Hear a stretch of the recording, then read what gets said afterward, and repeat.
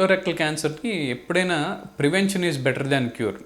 So ప్రివెంటివ్గానే మనం చిన్నప్పటి నుంచే మనకి పిల్లల నుంచి కానీ లేకపోతే పెద్దవాళ్ళ గురించి తెలుసుకున్న తర్వాత పెద్దవాళ్ళ గురించికైనా సరే డైట్ అనేది బ్యాలెన్స్డ్ డైట్ ఎప్పుడు ఉండాలి. అంటే సఫిషియంట్ ప్రపోర్షన్ ఆఫ్ ఫ్రూట్స్ ఉండాలి. ఫైబర్ డైట్ అనేది చాలా ఇంపార్టెంట్ కోలోరెక్టల్ క్యాన్సర్స్లో. అండ్ వాటర్ ఇంటేక్ అనేది కూడా చాలా ఇంపార్టెంట్.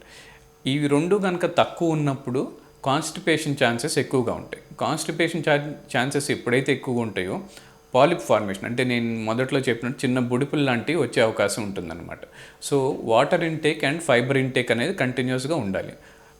డైలీ ఫ్రూట్స్ తీసుకోవటం, ఫ్రెష్ వెజిటబుల్స్ తీసుకోవటం అనేది డైట్లో డెఫినెట్గా ఉండాల్సిందే, ఎవ్రీడే ఉండాల్సిందే. రెండోది, రెడ్ మీట్ అనేది వీలైనంత వరకు అవాయిడ్ చేసుకోవడం చాలా అవసరం. రెడ్ మీట్ అనేది యాజ్ యూ గ్రో, అంటే 25-30 ఇయర్స్ వరకు అయితే ఒక రకంగా ఉంటుంది. బట్ యాజ్ యూ గ్రో 40-50 వచ్చిన తర్వాత ఈ రెడ్ మీట్ వల్ల కాన్స్టిపేషన్ అనేది చాలా ఎక్కువగా ఉంటుంది. సో ఈ కాన్స్టిపేషన్ ఉన్న వాళ్ళు కూడా నేను చెప్పినట్టు పాలిప్స్ వచ్చే అవకాశం అనేది కొంచెం ఎక్కువగా ఉంటుంది. ఆ పాలిప్స్ స్లోగా మనకి ఎప్పుడు టర్న్ అవుతాయో తెలియదు, అవి కోలన్ క్యాన్సర్గా టర్న్ అయ్యే అవకాశం ఉంటుందన్నమాట. సో రెడ్ మీట్ అనేది వీలైనంత వరకు అవాయిడ్ చేయొచ్చు. బట్ అట్లానే అన్ని నాన్ వెజిటేరియన్ అవాయిడ్ చేయాల్సిన అవసరం లేదు. ఫిష్ లాంటి సీ ఫుడ్ తీసుకోవచ్చు. ఫిష్ ఈజ్ గుడ్, ప్రోటీన్ ఉంటుంది and it doesn't have any harmful ఇదన్నమాట. సో రెడ్ మీట్ అవాయిడ్ చేయాలి. నెక్స్ట్ ఏంటంటే సిగరెట్ స్మోకింగ్ అండ్ ఆల్కహాల్.